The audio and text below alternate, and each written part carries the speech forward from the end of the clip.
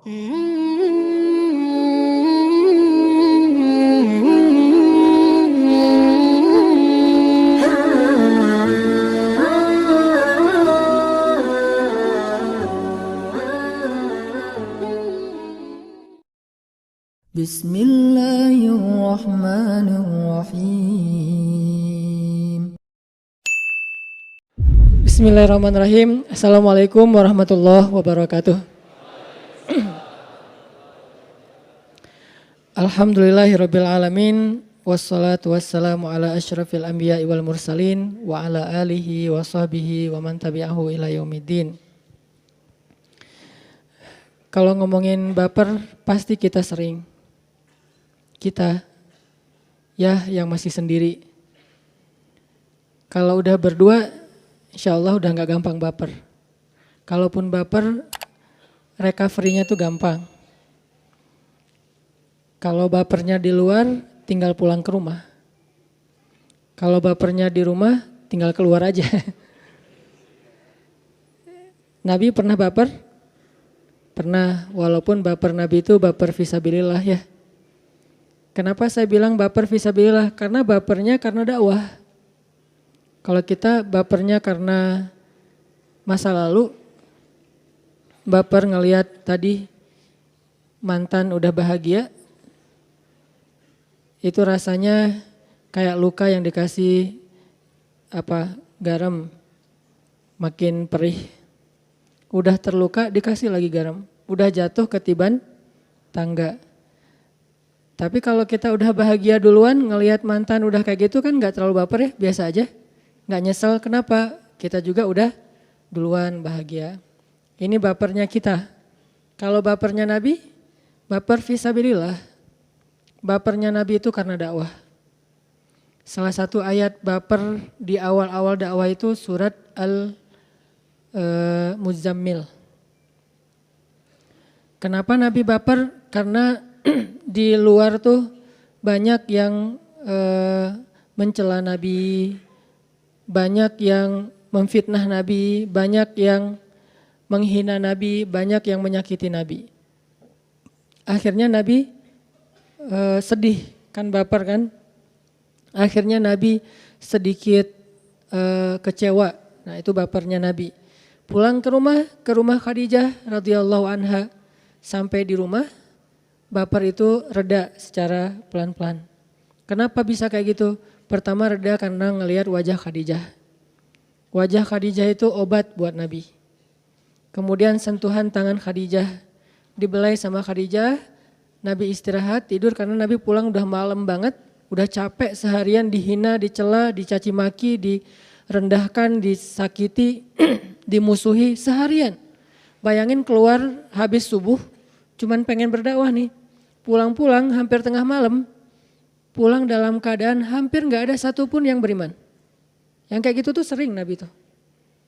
Ibarat kita dari pagi sampai malam keluar, gak ada 1 rupiah pun yang bawa pulang, kan baper ya.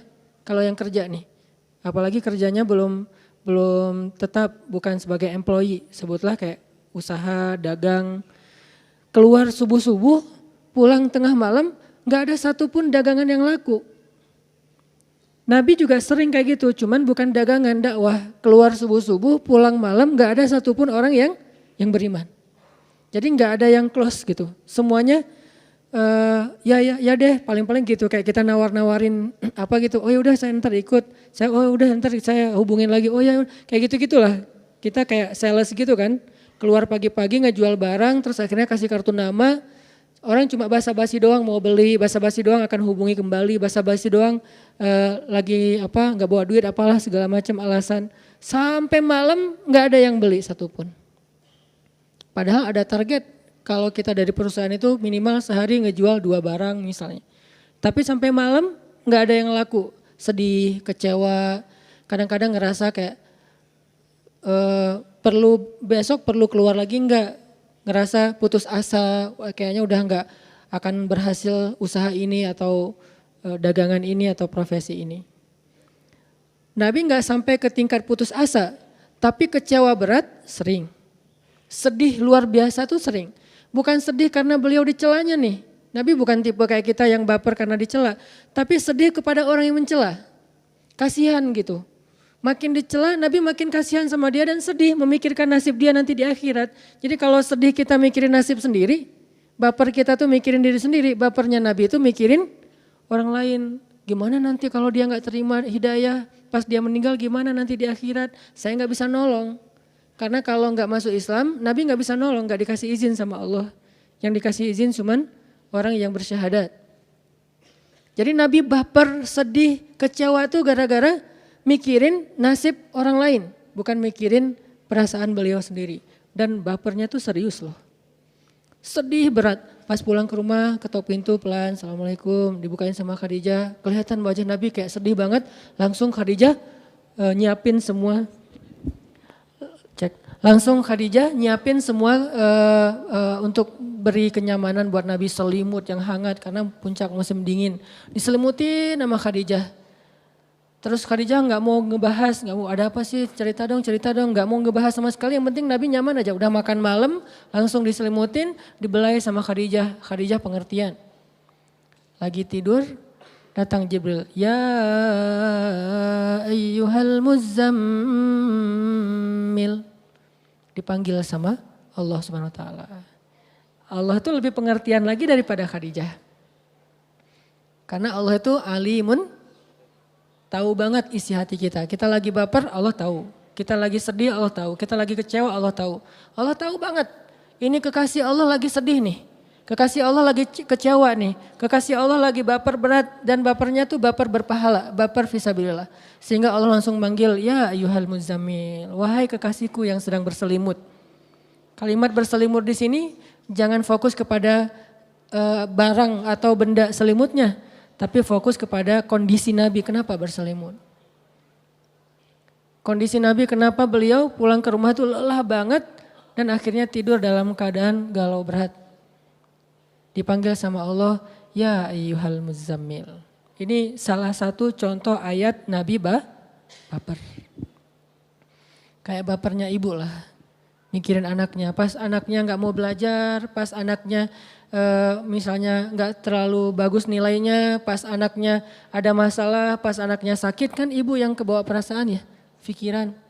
Sampai dulu pas bulan pertama saya pergi ke Mesir. Saya pergi ke Mesir itu menjelang Ramadan. Berangkat ke Mesir. Gak lama kemudian masuk bulan Ramadan. Terus lebaran, biasanya di masjid kampung saya itu yang takbir lebaran tuh selalu saya. Jadi saya udah habis subuh pulang ke rumah sebentar mandi langsung balik lagi ke masjid takbir. Udah rutin aja tiap tahun pokoknya saya takbir. Tahun itu, tahun pertama saya pergi ke Mesir dan gak takbir. Sehingga pas ibu berangkat ke masjid dengar yang takbirnya beda. Itu ibu udah baper duluan dari sejak di jalan. Udah nangis. Sampai di masjid kan di depan masjid tuh, bukan di dalam masjid sholatnya.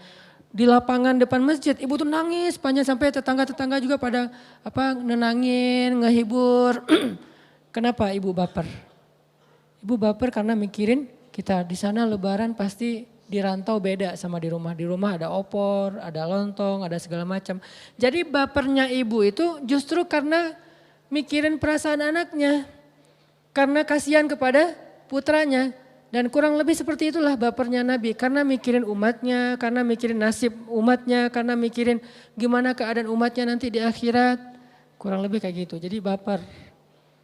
Dan ini sesuatu yang kayaknya terjadi dalam kehidupan kita sering. Walaupun nanti kita coba bedain bapernya kita sama bapernya Nabi itu masih beda. Kan Nabi itu 24 jam hidupnya itu semuanya berpahala ya. Bapernya aja berpahala. Nah kita bisa nggak baper kayak gitu ke orang lain? Baper fisabilillah nih.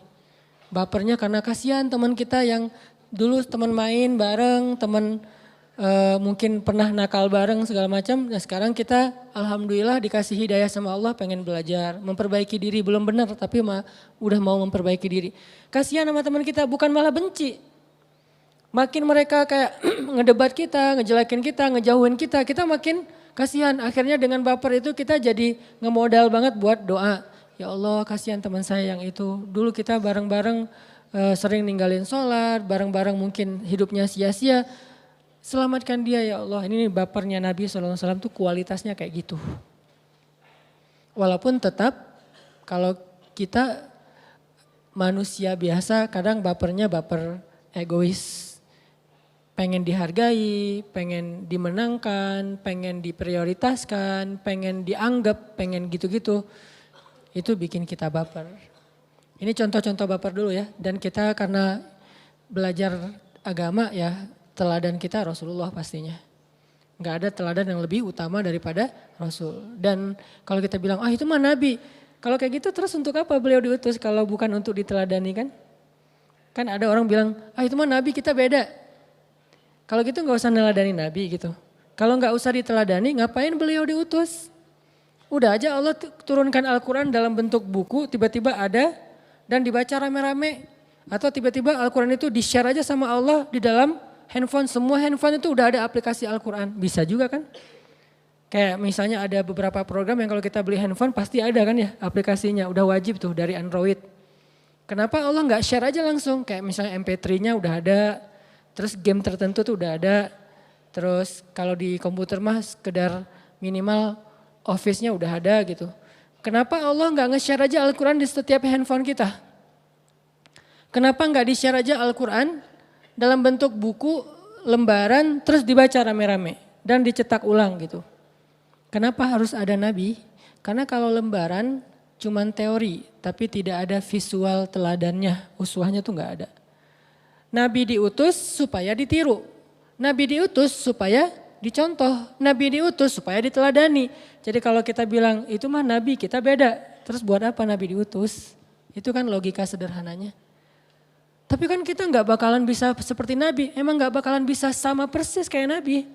Tapi kita tetap bisa berada di track yang sama dengan Nabi walaupun jaraknya jauh. Gak akan pernah sejajar sama Nabi. Ibaratnya ini perjalanan kayak maraton gitu, mungkin kita entah berapa kilo ketinggalan di belakang. Tapi minimal kita gak salah jalan. Walaupun telat sampai juga. Daripada kita berpikir, dia mah pro, saya gak akan lewat jalan itu. Sehingga akhirnya gak sampai di tujuan. Walaupun kita gak pro, masih amatiran banget, baru belajar. Gak apa-apa deh, telat juga sampainya, nanti dibantu sama Nabi. Ketika Nabi nunggu di akhirat kok gak sampai-sampai di surga, nanti Nabi nyusul. Nanti Nabi akan bawa kita kendaraan. Ibarat kalau di surfing itu pas dia swipe out gitu kan, disapu sama ombak, terdatang rescue-nya. Minimal dia udah ada di situ. Daripada gue males juga ya, ternyata itu pro semua yang main, akhirnya kita di pantai doang. Enggak, minimal dia sama-sama beraktivitas yang sama, walaupun ada yang pro, ada yang amatiran. Jadi Nabi itu untuk ditiru, bukan untuk dibanggain doang. Rasulullah apa segala macam untuk ditiru. Walaupun kita gak bisa niru semuanya. Termasuk dalam baper-baperan. Baper itu bukan cuman kebiasaan ABG anak muda doang. Orang tua juga bisa baper. Cuman kasusnya beda-beda. Nah, Rasulullah SAW sendiri baper. Kok Nabi bisa baper? Karena beliau manusia. Masa sih? Harusnya kan ideal gak ada baper-baperan, flat aja. Justru kalau Nabi itu bukan manusia, malaikat, kita tuh gak akan bisa niru Nabi justru. Karena tuh Nabi terlalu perfect, gak ada sama sekali adegan-adegan kekeliruan, lupa. Berarti kita gak akan bisa niru Nabi, soalnya terlalu sempurna. Kenapa Allah mengutus Nabi itu manusia, bukan malaikat? Supaya kekurangannya menjadi teladan buat kita. Kekurangan Nabi aja jadi teladan loh. Nabi kurang, itu teladan buat kita. Contoh apa? Nabi pernah keliru? Beberapa kali malah. Nabi pernah ditegur Allah? Beberapa kali. Ada di surat yang paling terkenal, Abasa. Ada di surat Ad-Duha. Ada di surat At-Tahrim. Ada di surat Al-Ahzab. Ada di surat At-Taubah. Ada di surat Al-Anfal, ada di surat Al-Imran, ada di surat Al-Baqarah. Ada banyak surat yang negur Nabi. Kenapa kok ditegur? Karena Nabi keliru. Loh, katanya Nabi kok bisa keliru? Supaya kalau kita keliru ada teladan yang bisa kita tiru. Bagaimana memperbaiki kekeliruan, bagaimana menyikapi orang yang keliru. Jadi Nabi benar dan kelirunya aja teladan. Saya nggak bilang benar dan salah ya, karena Nabi nggak berbuat salah. Tapi keliru ya, beda salah sama keliru. Salah itu dosa, kalau keliru dimaafin. Nabi keliru, ya. Tapi keliru Nabi, teladan. Nabi pernah sholatnya misalnya lupa, pernah. Sholat harusnya 4 rakaat jadi 2 rakaat. Wah katanya Nabi kok nggak khusyuk. Supaya kita kalau nanti nggak khusyuk, bukan Nabi yang nggak khusyuk kita. Kalau Nabi nggak menteladani yang kayak gitu, begitu kita salah sholat, akhirnya kita harus ulangi lagi dari awal. Bayangin teman-teman sholat duhur, karena riweh, tadi habis rapat, akhirnya sholat zuhur mikirin rapat aja. Udah gitu 2 rakaat salam, aduh salah baru 2 rakaat, wah mulai lagi dari awal. Kan berat kan buat kita, tapi kalau ada teladan dari Nabi, Nabi pernah kayak gitu, tapi nggak memulai dari awal, ngelanjutin 2 berikutnya. Jadi ringan kan buat kita, justru kelirunya Nabi itu rahmat untuk kita. Nabi keliru, rahmat untuk kita, supaya kita bisa mencontohi Nabi dalam hal yang sama, dan itu keringanan dari Allah SWT. Termasuk baper, ada teladannya dari Nabi. Kalau kita nggak bisa baper kayak versi Nabi banget, minimal mendekatilah. Nabi itu paling baper, salah satunya gara-gara dakwah. Dan yang buat Nabi lebih baper lagi apa teman-teman? Sampai turun atau sampai muncul satu fikih baru, namanya fikih kunut nazilah. Itu kan gara-gara Nabi baper kan? Baper terhadap apa? Ada beberapa orang utusan Nabi, sahabat, hafiz Al-Quran yang dibantai sama musuh di Bi'rul Ma'unah namanya. Di sebuah sumur Ma'unah itu mereka tuh dibunuhin sama musuh, dikhianatin. Tadi katanya pengen belajar dakwah. Muhammad utus dong orang ke sini, kita pengen belajar Islam. Begitu diutus, di tengah jalan mereka malah dibantai. Dan mereka bukan para prajurit sehingga bisa ngelawan. Para da'i, para hafiz, para ulama yang bukan megang senjata, megangnya buku, mereka hafalnya Quran, dibantai di tengah jalan. Itu Nabi baper banget. Saking bapernya Nabi, for the first time Nabi melakukan kunut nazilah. Kita baper enggak tentang Palestina? Kalau kita mau niru Nabi nih, kita baper enggak tentang Suriah? Kita baper enggak tentang Irak? Kita baper enggak tentang Rohingya? Karena baper itulah yang disebut dengan baper fisabilillah, baper berpahala. Dan emang Allah suka baper kayak gitu. Karena kalau enggak baper kayak gitu, berarti udah enggak ada lagi innamal mu'minuna ikhwah, satu rasa di antara mukmin. Bahkan kalau ngomongin tentang yang kayak Suriah, Palestina, Rohingya, enggak usah ngomongin agama aja, udah cukup layak kita baper. Ngomongin kemanusiaan doang nih, udah cukup layak kita baper. Apalagi udah ditambah lagi dengan iman. Dan gak ada salahnya kan orang baper karena iman. Kayak saya baper karena sekampung, saya baper karena saudara, ya kan ya. Ada saudara darah, ada saudara karena suku, ada saudara karena persahabatan, ada saudara karena iman. Dan itu semuanya legal, sah-sah aja. Kita respect sama semua orang. Kayak misalnya kita sama teman kita, dia sakit, kita kayak kontak batin gitu. Tapi dia cowok ya, bukan cewek. Kalau dia cewek sakit terus kontak batin, nah ini kayaknya dulu ada cerita. Nah dia sakit kita jadi sedih, atau dia ada masalah kita jadi, kenapa kita memprioritaskan dia? Terus orang lain bilang, emangnya yang bermasalah cuma teman lo doang? Yang lain juga banyak masalah kok, yang lain gak dibantu? Gitu kan, suka ada yang nanya gitu. Emangnya bermasalah teman kamu doang? Yang lain-lain tuh banyak masalah loh, banyak utang segala macam. Kenapa kamu cuma bayarin utang teman kamu? Logis gak sih kalau kita ngebayarin utang teman kita duluan? Di antara banyak orang yang berutang? Wajar banget kan? Orang dia teman saya. Yang lain kan manusia juga. Ya tapi kalau saya punya duit lebih pasti saya bantu. Namanya manusia itu dzawil qurba, yang dekat dulu nih. Semampu kita, dia juga punya temannya. Makanya manusia bersosial kan ya. Jadi wajar banget kalau saya ngebantu teman saya duluan, padahal yang punya masalah kayak gitu tuh banyak, bukan teman saya doang. Itu wajar banget. Gitu juga kita ngebantu misalnya saudara kita yang sebangsa, wajar. Kenapa nggak bantu yang kena musibah misalnya kebakaran kemarin di Amerika? Ya karena itu jauh, ini yang dekat dalam hubungan kebangsaan. Tapi ada hubungan lain selain kebangsaan, hubungan iman. Kenapa bantu Suriah, kenapa bantu Palestina? Nah itu sesama muslim. Wah kok pakai agama sih? Wajar dong. Pakai agama boleh, pakai darah boleh, pakai suku boleh, pakai kebangsaan boleh. Semua itu ikatan. Dan itu semuanya legal. Gak ada masalah dengan itu. Kita membantu seseorang karena dia seagama, boleh. Kita bantu seseorang karena dia sekolah bareng kita sama-sama alma mater gitu, alumni, boleh. Kita bantu dia karena sekampung, boleh. Kita bantu dia karena dia pernah jadi mantan. Boleh. Pokoknya itu kan alasan-alasan yang logis dan wajar kan. Boleh nggak bantu mantan? Tapi nggak pakai modus ya. Mantan lagi ngurus surat perceraian. Wah semangat banget ngebantunya tuh. Kayaknya itu paling semangat tuh. Wah sini biar saya urus tuh yang di pengadilan teman saya semua tuh. Gitu ngomongnya. Makin cepat diurus, kalau perlu kita pakai belakang biar cepet. Jangan nanti dia berubah pikiran lagi nggak jadi cerai kan rugi gitu. Ada yang kayak gitu. Wajar gak sih ngebantu orang yang kita mungkin punya hubungan baik, hubungan darah, hubungan suku, hubungan kebangsaan, hubungan iman.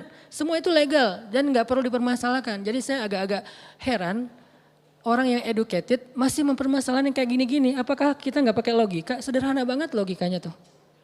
Kenapa kamu bantu pas gempa di Aceh? Itu kampung saya. Emangnya yang gempa di Aceh doang? Ya nggak masalah, tapi itu kampung saya gitu. Dan memang saya nggak boleh bantu orang kampung sendiri, kan gitu ya. Habis gempa di PD kemarin, tempat lahir saya, pasti ada sesuatu yang lebih. Kita juga kayak gitu. Kenapa? Kayak misalnya saya tuh agak unik tuh. Kalau lagi di sini kangen mie Aceh, pas lagi di Aceh kangen bala-bala sama sama gehu, sama gitu-gitulah makanan-makanan kita. Terus kalau di sana tuh kan di restoran lagunya tuh lagu-lagu Aceh gitu kan, kangen lagu-lagu kayak di restoran Sunda kayak gitu-gitu yang pas acara pengantenan gitu, aduh kangen ya. Jadi ada ikatan sekarang tuh walaupun saya keturunannya murni Aceh, tapi udah 11 tahun di Bandung dan kangen tetap dengan Bandung. Malah sekarang pride dengan budaya Sunda, kemana-mana tuh saya kayak ngebanggain Sundanya selain emang aslinya orang Aceh. Kenapa? Karena udah ada hubungan. Apa hubungannya dengan Sunda Ustadz? Ya gitulah pokoknya. Gak usah diperjelas ya, ntar rame. Kenapa? Karena teman-teman saya banyak orang Bandung. Sejak 11 tahun yang lalu saya tinggal di sini, apalagi udah ada pemuda hijrah, ya gengnya orang Sunda semua. Ngobrolnya mereka pakai bahasa Sunda, walaupun saya nggak berani pakai bahasa Sunda takut salah, tapi ngerti banget lah mereka ngomong apa.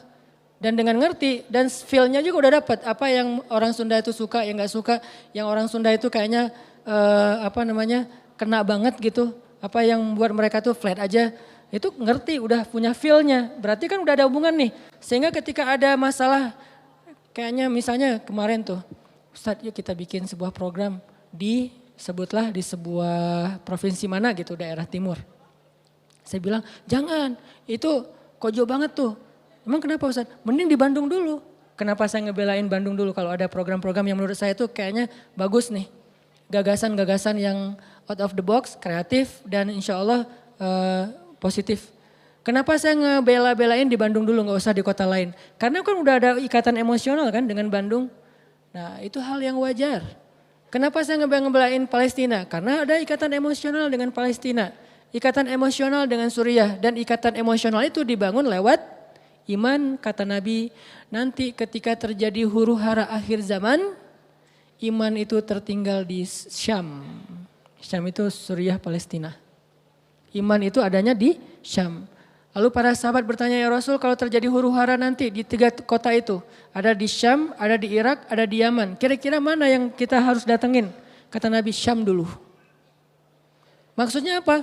Kalau kalian pengen bantu huru hara akhir zaman, korban huru hara akhir zaman, bantu Syam dulu kata Nabi. Nabi yang nyuruh, bantu Syam dulu. Syam itu termasuk Palestina dan Suriah. Berarti itu ikatan yang terbangun oleh keimanan berdasarkan hadis-hadis Nabi. Dan itu hal yang wajar lah. Sama kayak kita tergerak karena postingan seorang selebgram yang kita ngefans banget sama dia. Idola kita gitu. Sebutlah kalau di bola itu ada Cristiano Ronaldo. Dia bikin postingan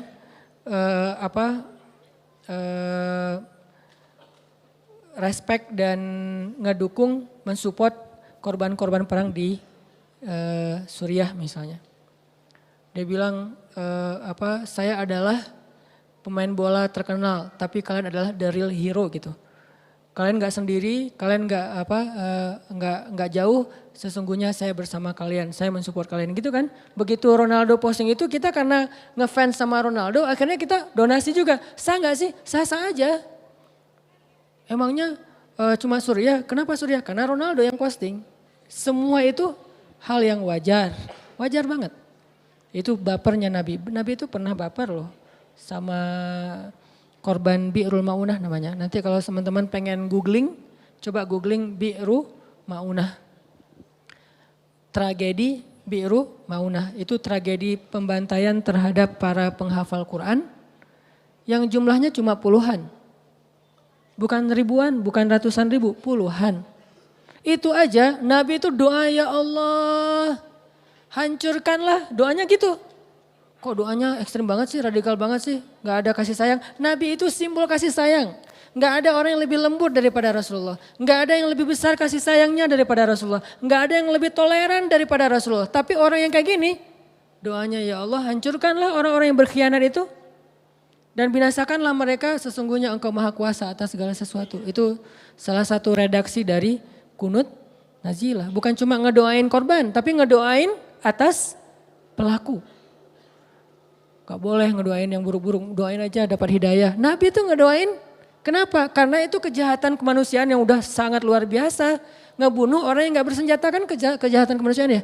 Kalau ngebunuh sama-sama senjata itu wajar. Nabi gak ngedoain mereka yang buruk-buruk, kayak misalnya perang Uhud. Nabi ngedoain gak? Ya Allah hancurkanlah nih orang-orang yang membunuh saudara saya Hamzah. Kan dalam perang Uhud itu yang meninggal justru paman Nabi, terus Mus'ab bin Umair yang pertama bawa Islam ke Madinah. Kenapa nggak ada kunut nazilah di perang Uhud? Karena meninggalnya dalam perang, wajar. Sama-sama pegang senjata. Tapi begitu yang Bi'rul Ma'unah, yang jadi korban itu nggak pegang senjata. Itu kejahatan kemanusiaan namanya. Kalau Hamas sama Israel bertempur, Hamas meninggal, itu wajar. Karena sama-sama pegang senjata. Tapi kalau anak kecil, sampai hancur misalnya tubuhnya, emang mereka pegang senjata? Senjata apa yang mereka pegang? Paling juga senjata mainan. Kenapa mereka jadi korban? Berarti ini kan kejahatan kemanusiaan. Nabi itu kunut nazilah loh. Coba cek nanti di Google. Doa kunut nazilah dari hadis Nabi. Itu isinya tuh luar biasa loh. Makanya mudah-mudahan kita tahu. Oh baper itu ternyata ada dalam Islam. Tapi dalam kasus apa gitu. Insya Allah nanti kita bahas lebih lanjut lagi ini setelah sholat Isya. Kita lanjutkan pembahasan tentang baper. Tadi kita masih ngambil contoh-contoh baper yang dialamin oleh Nabi. Sebagaimana istilahnya kan artinya baper bawa perasaan, artinya pakai rasa gitu ya. Dan memang kalau kita baca di Al-Quran itu teman-teman, perasaan kita juga bisa jadi ibadah, bisa juga jadi dosa. Artinya Islam itu mengajarkan kita untuk melibatkan perasaan untuk beramal soleh, bukan cuma fisik. Jadi artinya kita suka sesuatu, kita benci sesuatu, itu sesuatu amal soleh. Kalau suka dan bencinya di tempat yang memang benar. Kayak misalnya kita suka atau berkasih sayang kepada pasangan, kepada keluarga, itu amal soleh. Kalau dengan pasangan flat, plain gak ada rasa apa-apa, berarti kita tidak beramal soleh dengan perasaan. Nikah biasa-biasa aja gak ada rasa gitu. Sekedar punya status doang. Itu gak ada pahala hati tuh. Cuman paling pahala ya ngasih nafkah, pahala besar pastinya. Terus juga ngebantu kalau misalnya butuh bantuan.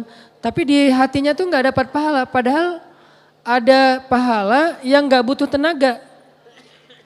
Dan pahala yang gak butuh tenaga itu adalah pahala dengan ibadah perasaan.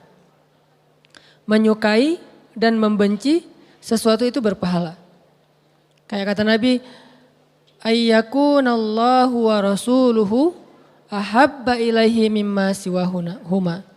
Ketika Allah dan Rasul lebih disukai, lebih dicintai daripada apapun juga. Kan berarti perasaan nih. Ternyata perasaan kita juga bisa beribadah. Jadi baper ke Allahnya, baper ke Rasulnya. Bukan sekedar status Nabi Muhammad adalah Nabi. Bukan, kita ada rasa ke Rasulullah. Rasa rindu ke Rasulullah itu berpahala.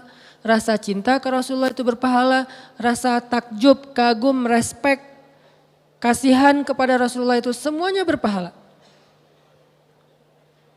Terus yang kedua, ayyuhibbal mar'a la yuhibbu illa lillah. Dia mencintai seseorang karena Allah. Berarti kan perasaan juga tuh. Mencintai ulama.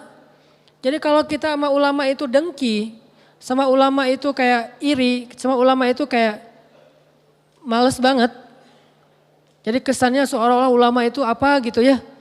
Nggak ngeidolain ulama seperti kita ngeidolain mungkin seleb siapa misalnya. Ini berarti kita nggak beribadah dengan perasaan kita. Allah ngasih perasaan itu nggak sia-sia, bukan sekedar untuk ngerasa buat diri kita doang. Allah kasih mata bisa jadi pahala. Allah kasih telinga bisa jadi pahala. Allah kasih lisan bisa jadi pahala. Allah kasih tangan bisa jadi pahala. Termasuk Allah kasih hati dan perasaan bisa jadi pahala dan ibadah. Gimana beribadah dengan perasaan dan hati? Yaitu mencintai ulama salah satunya. Bukan sekedar tahu ulama, bukan sekedar dengerin ulama, tapi sampai ke tingkat cinta ke ulama.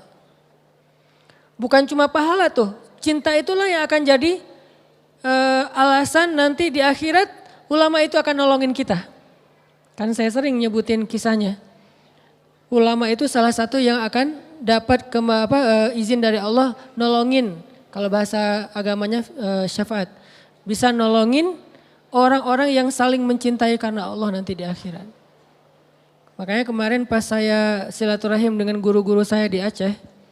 Jadi misi saya pulang kemarin ke Aceh itu kalau bahasa Acehnya sawu gampung, artinya silaturahim dengan keluarga, dengan guru-guru. Saya datang, yang pertama saya lakukan apa? Saya cium tangan guru-guru saya, terus saya bilang beri saya nasihat.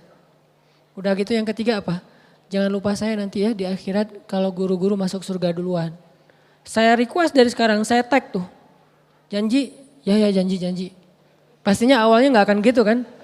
Enggak lah Ustadz Hanan segala macam basa-basi yang mungkin bukan basa-basi, mungkin mereka nggak hargai. Tapi menurut saya tetap aja mereka lebih soleh dari saya. Setidaknya mereka lebih duluan beramal soleh dari saya.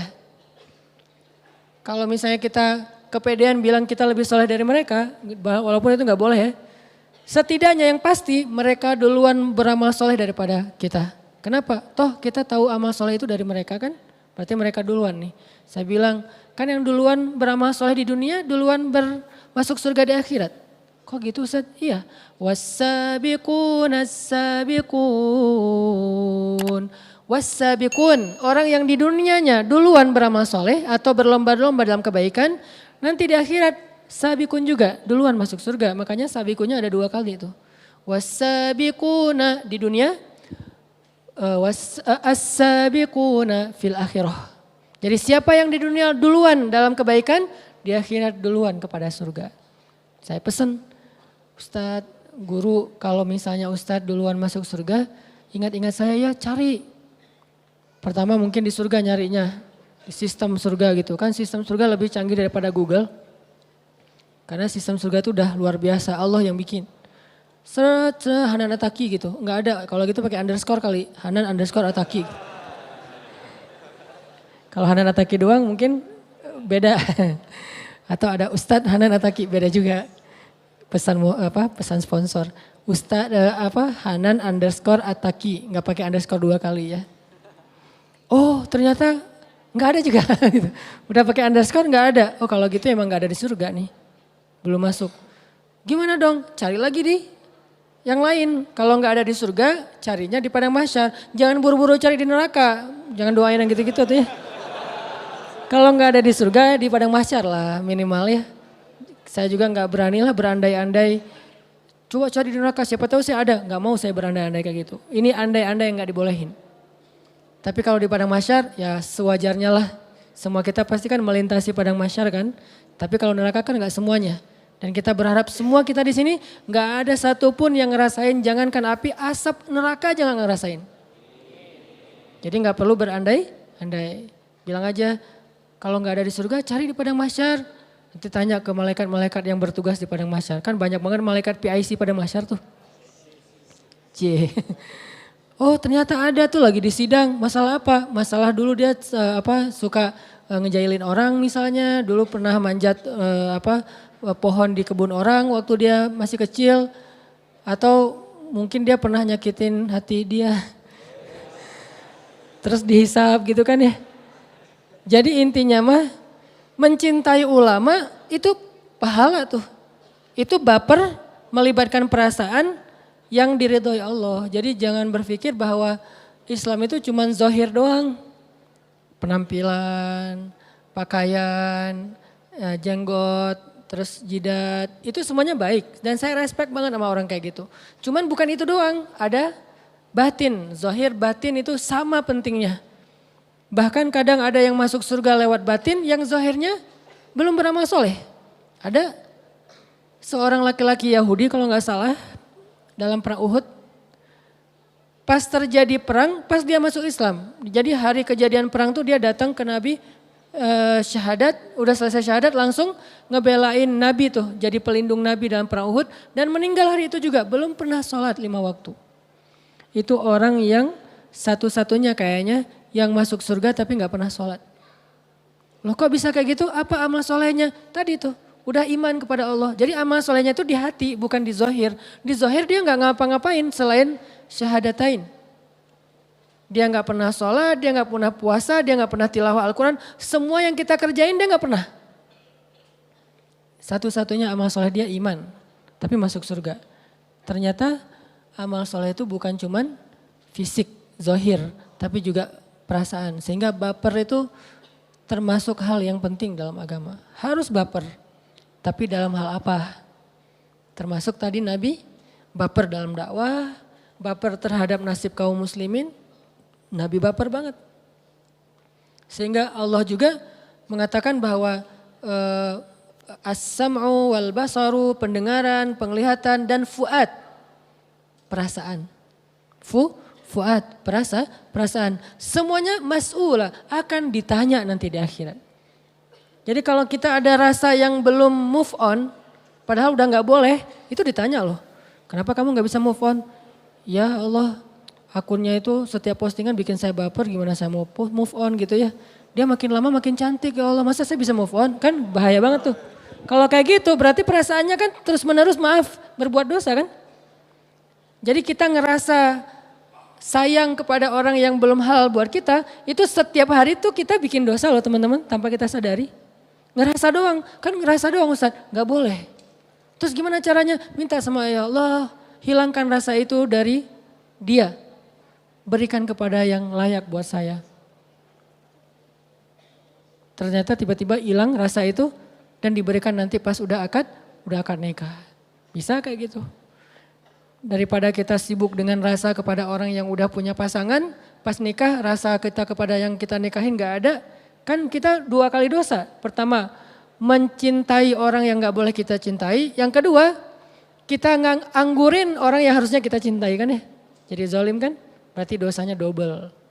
Ternyata perasaan juga ditanya teman-teman, fuad namanya.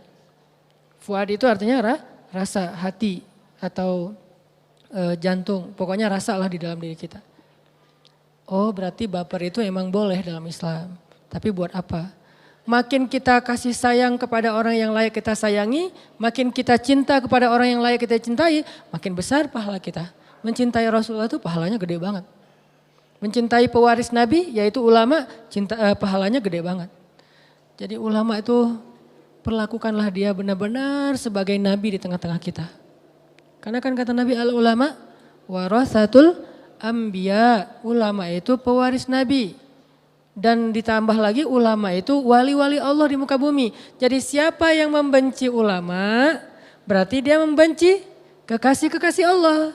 Siapa yang membenci ulama, memfitnah ulama, menjelek-jelekan ulama, menzolimi dan mencurangi ulama, berarti dia menjelek-jelekan, menzolimi, mencurangi dan mengkhianati Rasulullah SAW.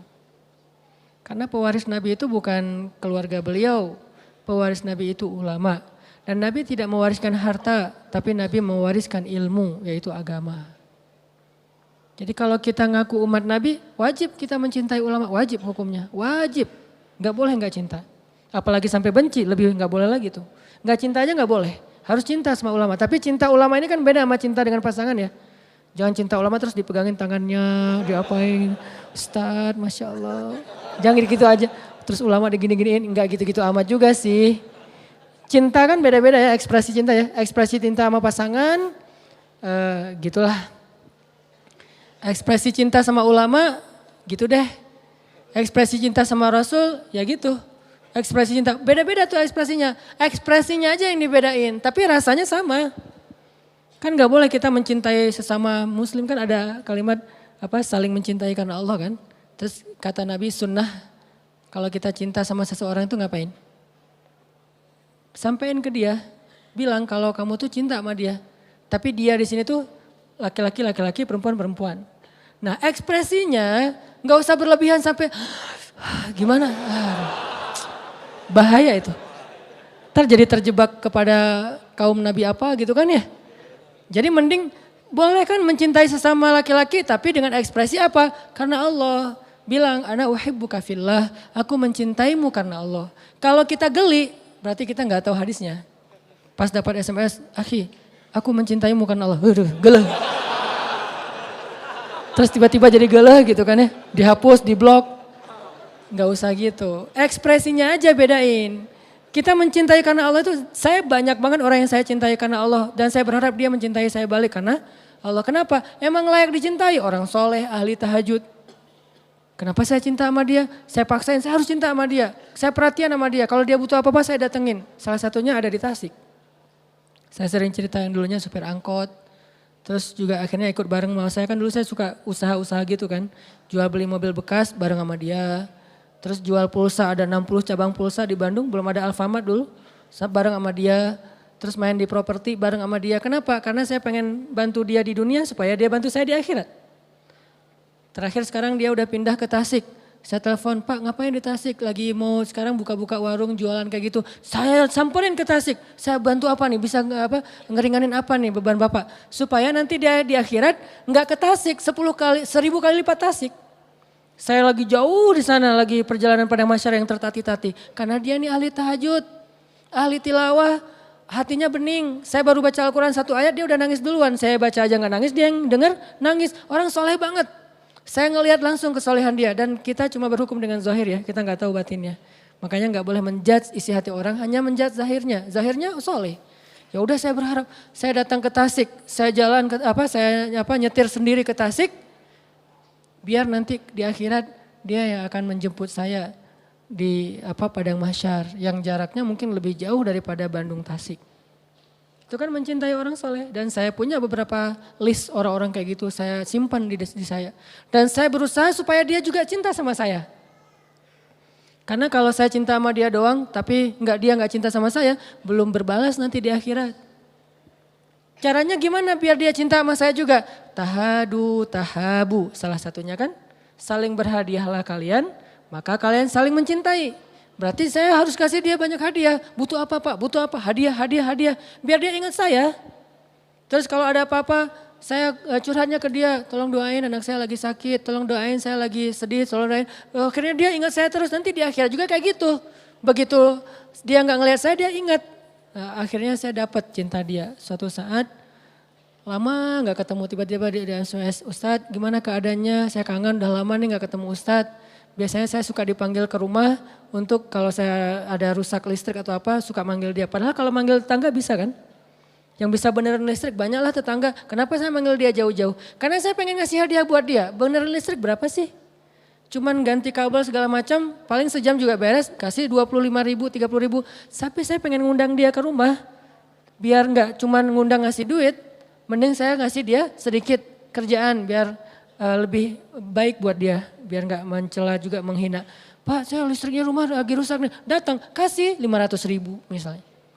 Biar dia ingat sama saya di dunia. Nanti di akhirat dia juga akan ingat. Ternyata benar di dunia dia ingat, lama gak ketemu dia SMS duluan. Ustadz kemana aja, udah lama ya gak ketemu, kangen nih. Mudah-mudahan kangen di dunia itu menjadi indikasi nanti dia akan kangen juga di akhirat.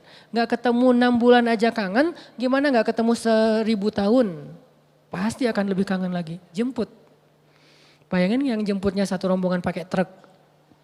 Tiba-tiba di akhirat ada satu truk besar, datang, itu orang-orang soleh semuanya. Ngejemput siapa Pak? Satu rombongan, menjemput Hanan Ataki. Bayangin yang ngejemputnya itu orang soleh semua kan ya. Kumpulkanlah satu truk orang-orang kayak gitu, kita cintai mereka. Bikin mereka cinta juga sama kita. Tahadu, tahabu, kasih hadiah, kasih ini, kasih itu. Bukan saya ya, karena saya ngerasa, bukan ini demi Allah bukan basa-basi. Saya tuh belum merasa soleh untuk layak jadi orang yang bisa nolongin orang di akhirat. Enggak. Ini saya ngomong kayak gini biar teman-teman nyari deh. Nyari di luar tuh banyak banget orang-orang soleh yang teman-teman udah lihat. Kalau ini kan bukan, ngomong di depan tuh kan bukan indikasi kesolehan ya. Cuman ada sedikit sesuatu yang bisa di-share ya share. Belum tentu juga saya paling soleh. Tapi kalau teman-teman ngelihat ada yang emang udah istiqomah, sholat 5 waktu dijaga. Bukan hanya ibadah ya, akhlaknya juga baik ke orang lain, care, ngalah, sabar, maafin. Ada orang kayak gitu, kejar tuh orang. Nanti dia akan kejar kita nanti di akhirat. Cari tuh orang, nanti dia akan cari kita di akhirat. Ini kan ngelibatin perasaan, ibadah-ibadah hati nih. Baper nih. Nah baper-baper kayak gini nih yang harus kita bangun nih. Selain baper kayak Rasulullah, baper kepada kaum muslimin yang sedang tertindas. Padahal cuma beberapa puluh orang. Bayangin Suriah itu udah lebih dari 500.000 orang yang jadi korban sejak Arab Spring. Lebih 500.000 orang. Masih kurang cukup jumlahnya untuk bikin kita baper. Kalau itu juga nggak baper, kayaknya kita perlu mempertanyakan lagi, masih ada perasaan gak sih di hati kita? Karena Allah, itu wajib baper menurut saya. Dan itu sangat legal, sangat wajar. Kalau ada yang bilang itu radikal, mana ada radikal? Yang radikal justru Rusia tuh yang ngebom-bom anak kecil di Suriah. Yang radikal justru Bashar Assad tuh yang membiarkan rakyatnya dibom sama negara lain. Kan itu rakyatnya dia. Kenapa dia ngedukung Rusia? Itu yang radikal, korban bukan radikal. Dan kita simpati kepada korban, masa disebut radikal? Emang kita ngebom siapa? Kita nyakitin siapa? Enggak kan? Kita cuma pengen bantu saudara kita yang kesakitan. Saya lihat banyak banget postingan tuh. Kan saya coba lihat nanti saya following siapa. Salah satu yang saya following kan yang emang update ya berita dari sana. Biar saya makin baper.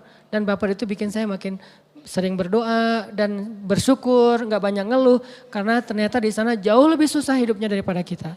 Saya nge-following itu, buat self reminder lah, buat ngingetin diri saya biar nggak gampang ngeluh. Begitu ada masalah dikit, masalah pribadi, lihat itu, wah masalah pribadi saya kecil dibandingkan ini, nggak jadi terlalu berat sedihnya, gampang recovery. Barusan aja habis sholat isya saya dapat lagi postingan terbarunya, anak kecil tuh. Kepalanya tinggal sebelah, dijajar, semuanya kena. Itu yang semalam, korban semalam pemboman dari pesawat tempur Rusia. Apa enggak baper? Rasul aja cuma berapa puluh orang baper sampai kunut nazilah, ini 500.000 orang. Ada lagi tuh kasus Nabi baper berat.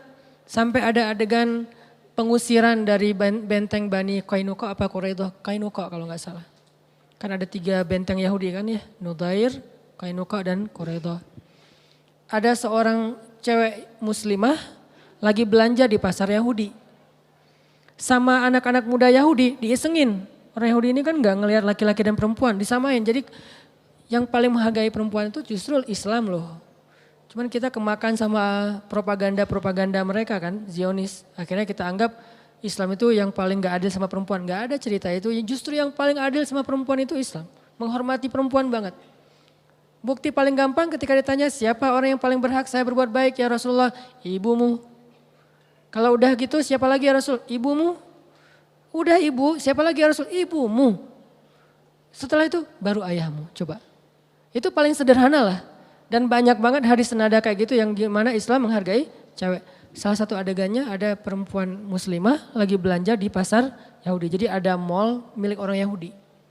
Datanglah cewek muslimah belanja di situ, standar lah kayak kita juga belanja. Lagi belanja dikerjain. Kan tayangan-tayangan barat tuh banyak yang usil ya, ngerjain orang di jalan, di mall segala macam. Saya paling gak setuju tayangan kayak gitu. Bayangin kalau istri kita, istri saya. Pasti teman-teman belum tahu ya rasanya gimana kalau istrinya diganggu orang. Belum tahu sebagian besarnya, nanti akan kerasa tuh. Begitu ada tiba-tiba telepon nyasar ngejar-ngejar istri kita terus gitu kan ya. Langsung kita angkat. Terus marah-marah, siapa lo? Mau ketemu sama saya? Cih, sosok gaya. Pas datang orangnya gede banget, ya udah deh maaf. Suka gitu kan. Nah ini muslimah lagi belanja di mallnya Yahudi. Diikat, maaf dia lagi transaksi di kasir gitu, roknya di bawah roknya tuh diikat pakai tali terus diikatin ke atas. Sehingga pas muslimah ini jalan, roknya kesingkap, malu kan? Orang Islam itu muslimah itu kan menutup aurat bukan karena kewajiban, tapi karena kehormatan dan rasa malu. Rasa malunya tuh besar. Jadi begitu kesingkap angin aja, dia tuh panik langsung nutup jilbabnya, panik. Kenapa? Dibangun dengan rasa malu dan iman. Bukan asal, kan gak sengaja, udah biarin aja angin-anginan. Enggak. Dia tuh pakai jilbab. Dia pakai jilbab bukan karena kewajiban loh. Tingkatan muslimah sejati ya. Dia menutup aurat itu bukan karena kewajiban. Allah yang suruh, bukan cuma itu. Emang ada rasa malu di hatinya. Kelihatan satu helai rambut aja tuh udah panik tuh. Jalan ada angin, kesingkap dikit langsung panik. Oh, gimana gitu. Kok panik-panik amat sih? Karena rasa malunya besar. Orang kayak gitu kan akan merasa sangat terpukul. Ketika kepala aja kelihatan rambut dia panik, apalagi kelihatan betisnya misalnya. Kesingkap. Malu, nangis. Dilihat sama seorang ABG cowok muslim. Wah, ada muslimah dikerjain nih. Diputusin tuh tali, dibantuin sama dia. Dihalang-halangi sama anak-anak muda Yahudi. Gak boleh. Berantem. Akhirnya dikeroyoklah anak muda muslim itu dan meninggal. Udah menistakan perempuan, ngoroyok anak muda yang ngebelain tadi. Meninggal. Wah, Nabi baper banget kalau udah kayak gitu. Kata Nabi, kita kepung benteng mereka. Kalau udah bab perempuan, Nabi sangat menghargai. Kita kepung benteng mereka. Dikepung sama Nabi. Dikepung, minta diserahkan pelaku-pelakunya mau dihukum sama Nabi. Nggak diserahin. Coba orang Yahudi kan gitu. Lihat aja postingan-postingan terbaru di Palestina. Seorang muslimah disuruh buka jilbabnya. Dia nggak mau buka, ditembak di tempat. Muslimah dipukulin sama, masa tentara mukulin cewek? Kan agak-agak aneh nih. Nah, Nabi baper banget, dikepung cuma satu permintaannya, serahin pelaku-pelakunya biar kita adili. Dan Nabi gak akan zalim kok, akan diadili sesuai dengan keadilan. Keserahkan, gak diserahin. Kalau gak diserahin ya udah dikepung aja terus. Sampai mereka nyerah, akhirnya diusirlah yang tua-tua, yang perempuan disuruh keluar dari Madinah karena udah membatalkan perjanjian. Udah gak sesuai lagi dengan akad di awal, yang muda-muda dikumpulin kemudian mereka dihukum. Ini bapernya Nabi nih. Terus kalau Nabi satu muslimah aja digituin doang baper. Gimana kita di Suriah hampir ribuan muslimah itu maaf dinodai. Di Rohingya banyak banget kasus perempuan muslimah yang ayahnya udah lari, yang kakaknya udah lari, yang ibunya dibunuh di depan matanya, yang anak kecil dibunuh, yang perempuan yang ABG nih umur di atas 7 tahun sampai 25 tahun itu dinodai. Dan banyak kasus yang dalam semalam itu puluhan orang menodai satu perempuan. Puluhan orang dalam satu malam. Sampai dia jadi kayak orang gila gitu. Apa masih kurang alasan buat baper?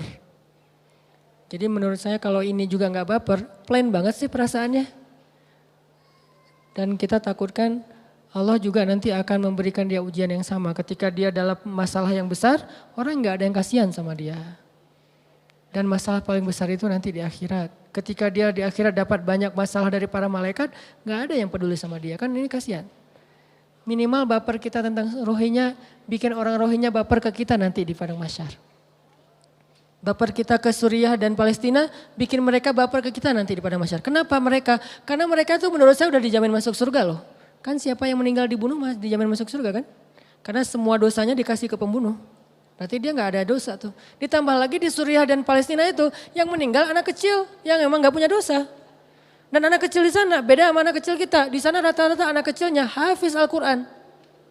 Hafalnya tuh gak lama-lama sebulan khatam 30 juz.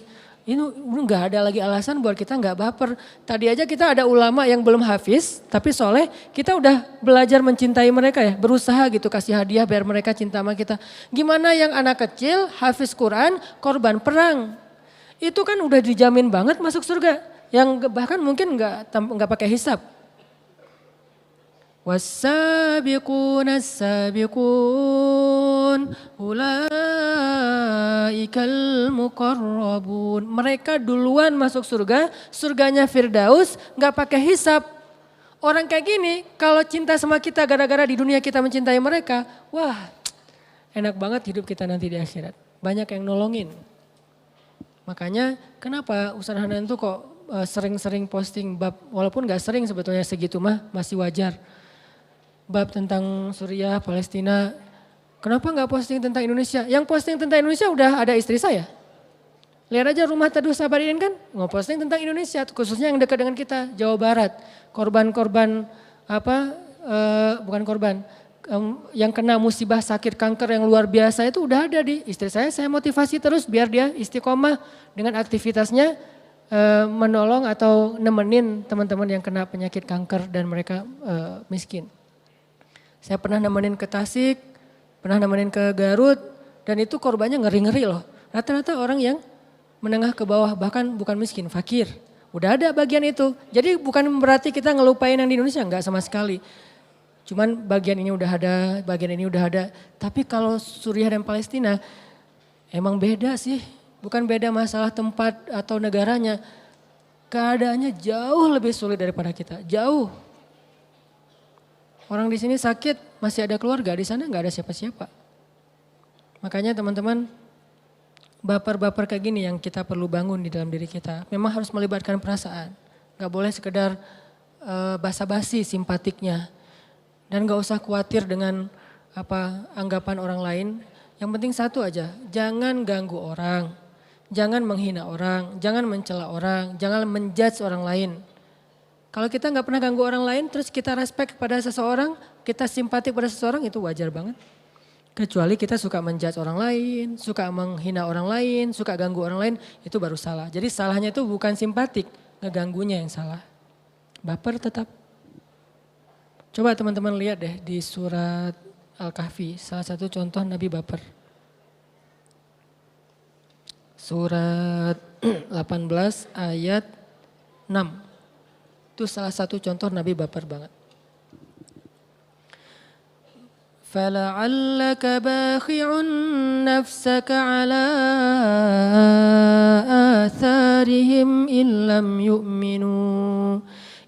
لَمْ يُؤْمِنُوا بِهَذَا الْحَدِيثِ أَسَفًا. Hampir-hampir kamu mencelakai dirimu sendiri wahai Muhammad. Saking bapernya Nabi tuh. Maksud mencelakai, saking bapernya Nabi sampai sakit tuh. Nabi itu berdakwah tuh benar-benar soulful banget. Ada yang nolak, sedih beliau. Ada yang nolak sedih, bukan sedih ke dirinya, sedih ke orang lain. Saking sedihnya bikin Nabi sakit. Berhari-hari sakit, malam gak bisa tidur, jadi kurus. Sampai Allah bilang, Muhammad kalau gini-gini terus lama-lama kamu bisa celaka nih. Kenapa Nabi kok baper berat? Gara-gara orang tidak beriman. Kok bisa gitu? Karena Nabi udah ngelihat neraka. Kalau kalian tahu apa yang saya tahu gitu kan, maka kalian akan banyak menangis daripada tertawa. Maksudnya untungnya kita gak ngelihat apa yang dilihat Nabi. Jadi masih bisa happy-happyan, seru-seruan, have fun, ketawa. Coba kalau kita ngelihat neraka kayak Nabi dan Jibril. Jibril itu kan sejak ngelihat neraka gak pernah berhenti menangis. Nangis saja terus sampai Nabi Muhammad nanya saking seringnya Jibril nangis. Jibril kenapa? Kenapa kamu nangis? Kata Jibril, gimana saya gak nangis ya Rasulullah? Sejak saya melihat neraka, saya merasa sangat takut dan merasa sangat kasihan kepada orang yang diazab di dalam api neraka. Ini bapernya Jibril, bapernya Rasulullah. Makanya Nabi kasihan banget, kayak kita kasihan ke teman kita yang misalnya sebutlah dia akan ke satu daerah, yang di daerah itu banyak penyakit, yang di daerah itu banyak masalah, banyak perampok segala macam. Pas dia berangkat ke sana tuh kita sedih, gimana ya nasib dia nanti di sana ya, gimana dia ya nanti akan hidup di sana. Kan kita mikir ya, Nabi itu mikir banget tentang umatnya. Itulah bapernya Nabi. Kalau kita nggak bisa baper ke orang lain, minimal keluarga kita dulu. Ibu kita, ya ibu belum belajar Islam nih, gimana ya caranya biar saya bisa ngajak ibu ke taklim, ngajak ayah saya ke taklim, ngajak kakak saya ke taklim, ngajak sahabat saya ke taklim. Baper ke teman-teman dekat aja dulu. Kalau nggak bisa umat Islam yang atau manusia sedunia, yang dekat-dekat aja dulu. Ini bapernya Nabi. Kedua, baper terhadap korban kezaliman. Kayak dulu saya baper banget, ada seorang bapak di Bekasi atau di mana gitu, Depok apa Bekasi, yang beliau sholat berjamaah di masjid, terus dituduh nyuri amplifier ya, padahal dia teknisi gitu, terus dibakar hidup-hidup. Itu kan saya langsung panas badan saya saking stresnya mikirin orang itu, kasihan banget ya. Ditambah lagi ada berita bahwa dia punya anak masih kecil-kecil, itu nggak kebayang, itu kan kita baper ya. Itu harus terbangun dalam diri kita. Karena kalau yang kayak gitu-gitu udah nggak ada lagi di hati kita, terus yang membedakan kita dengan makhluk Allah yang lain apa? Kan manusia itu unggulnya justru karena perasaannya. Perasaannya lebih dalam daripada malaikat, daripada hewan, lebih dalam manusia loh. Sehingga kita wajib baper dalam masalah itu. Kalau ada baper-baper yang kayak masalah hubungan, masalah percintaan, itu mah cemen lah baper-baper kayak gituan, kecuali buat pasangan. Walaupun gak ganggu juga sih. Baper kayak gitu masih ngeganggu, minta aja sama Allah, ya Allah ya muqallibal qulub, yang membolak-balikan hati itu. Jangan sampai saya rasanya itu kayak gitu-gitu, gak penting banget. Masa kita jadi gak bisa tidur gara-gara mantan, kan gak keren banget kan. Nah mantan mah lagi bulan madu, tidurnya nyenyak, kita gak bisa tidur, meriang gitu. Dia sakit dikit ada yang belai, kita meriang-meriang gak ada yang beliin obat, gak ada yang ngasih makan. Kan gak keren banget nih. Jadi kayak konyol menurut saya. Jadi gak usah deh yang kayak gitu-gitu mah. Gak enak banget. Baper ngeliat orang lain misalnya, biasa aja lah. Justru yang kayak gitu-gitu agak sedikit plain. Tapi kalau ke pasangan yang udah halal itu harus dalam. Harus bilang misalnya segalanya lah gitu-gitulah pokoknya. Nah ini kalau kita bisa menempatkan baper kita di tempat yang tepat, insya Allah kita kayak beribadah setiap hari walaupun tidak ruku dan sujud. Beribadah perasaan. Oke, itulah teman-teman contoh-contoh baper yang diajarkan Islam, diajarkan Rasulullah SAW. Saya ulangi, 1, baper karena dakwah. Ngajak teman kita. 2, baper untuk orang-orang yang terzolimi. Kita sedih, kita simpatik, kita kasihan, kita ikut ngerasain itu. Innamal mu'minuna ikhwah. 3, baper mencintai dan membenci sesuatu karena Allah. Cintai ulama salah satunya. Karena di Indonesia ini sekarang salah satu krisis di Indonesia menurut saya nih, kita udah gak terlalu respect lagi sama ulama. Itu krisis tuh. Kalau di Jawa Timur tuh masih keren loh. Jawa Timur itu atau di Jawa Barat yang bagian Garut, Tasik ya. Itu respect ke ulamanya tinggi dan itu keren. Tapi di beberapa tempat respect ke ulama aja udah hampir gak ada. Ulama tuh dianggap kayak sama dengan kita. Dikritisi, dikomentarin macam-macam. Dijelek-jelekin kalau perlu. Gak boleh kayak gitu dengan ulama. Masa Nabi nyampain hadis terus kita komentar. Gak usah ngomong aja. Nabi nyampein hadis kita bilang, jangan teori doang gitu-gitu kan ya. Ini kan agak-agak gimana gitu. Dan ulama gak nyampein kecuali Al-Quran, hadis mau dikomentarin. Kan gak layak. Dan orang yang mengkomentari ulama, Allah udah menegur mereka di surat Luqman. Wala tusa'ir khaddalaka inna ankaral aswad la sautul hamir, sungguh suara yang paling buruk itu suara keledai. Apa maksud dari peribahasa itu? Itu kan peribahasa Al-Quran. Seburuk-buruk suara adalah suara keledai. Maksudnya apa? Keledai itu kan simbol hewan yang bodoh di dalam Al-Quran. Seperti di surat Al-Jum'ah, dia bawa banyak lembaran tapi gak ngerti apa-apa, itu keledai. Tapi suaranya lantang, maksudnya apa? Seburuk-buruk suara adalah orang yang gak ngerti apa-apa tapi membantah ulama. Ini bahaya nih. Ulama nih, MUI ngeluarin fatwa. Kita bilang, saya gak setuju sama MUI. Emang saya siapa? Kecuali saya juga ulama. Saya sebagai misalnya ketua ormas apa, gak setuju dengan MUI. Selevel nih. Tapi kita orang awam gak setuju dengan ulama, emang kita siapa? Kecuali kita bilang gini, saya ngikutin ulama ini aja deh.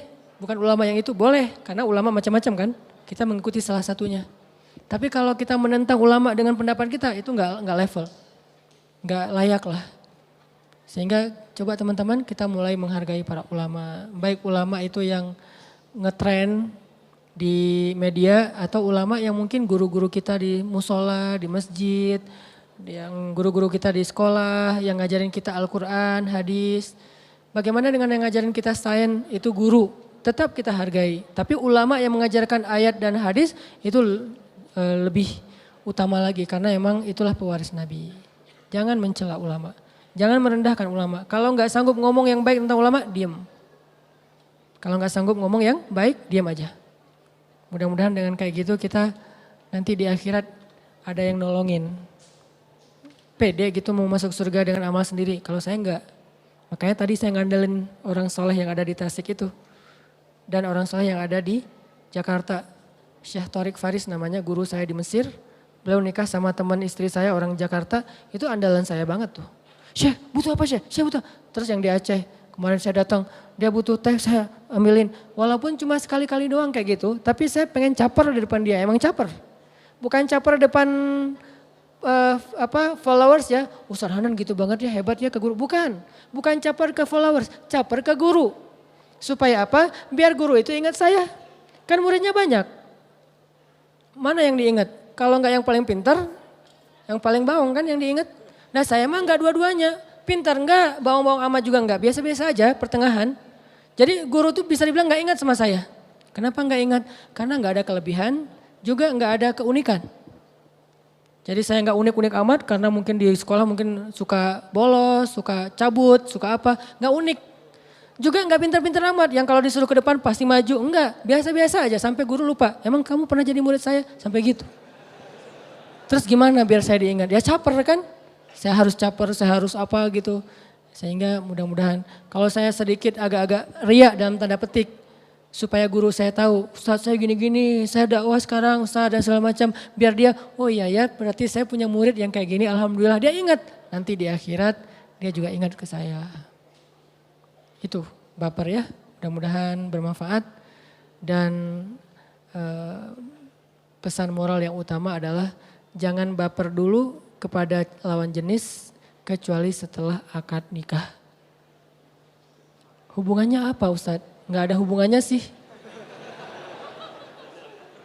Keingat aja barusan itu penting ya. Kenapa? Panjang lagi nih. Kenapa? Karena kalau udah baper duluan belum nikah, nanti pas sudah nikah agak-agak plain. Apalagi ngebanding-bandingin, jangan. Udah aja tahan dulu sekarang. Tapi Ustadz, enak rasanya tuh Ustadz kayak gitu-gitu. Enak apaan? Enaknya cuma sebentar. Setelah itu wah gak usah dibahas. Pengen bunuh diri lah. Kelilingin sungai Nil lah. Pengen loncat dari apa lah. Kan gak enak tuh. Gak usah lah kayak gitu-gitu mah. Udah aja. Ternyata saya tahu sekarang. Oh ternyata setelah menikah masih bisa meluapkan perasaan itu yang luar biasa. Oh ya udah nikah aja. Ustadz belum direstui. Ya pelet. Enggak boleh, haram ya. Barakallahu li wa lakum.